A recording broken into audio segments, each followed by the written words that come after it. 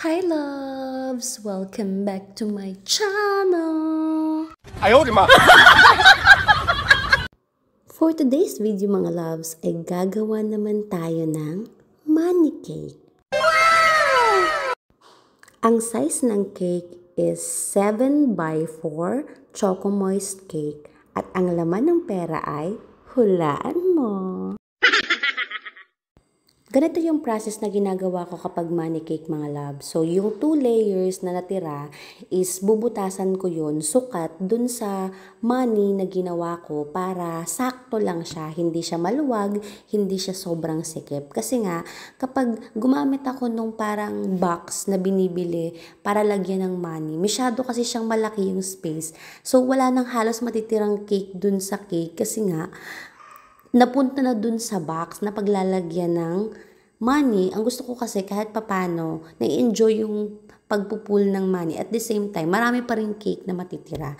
So, ganyan lang. Pinatong ko lang yung 3rd layer, tapos yung 4th layer. Tapos nilagay ko na yung pera. Tapos ang ginawa ko dyan mga loves, since sa sago straw ko siya nilagay yung money, kailangan lalagyan mo siya ng support na stick. Papalusutin mo siya dun sa loob ng sago straw para may support yung money dun sa loob. Tapos, syempre, lalagyan mo pa rin siya ng sago straw na support.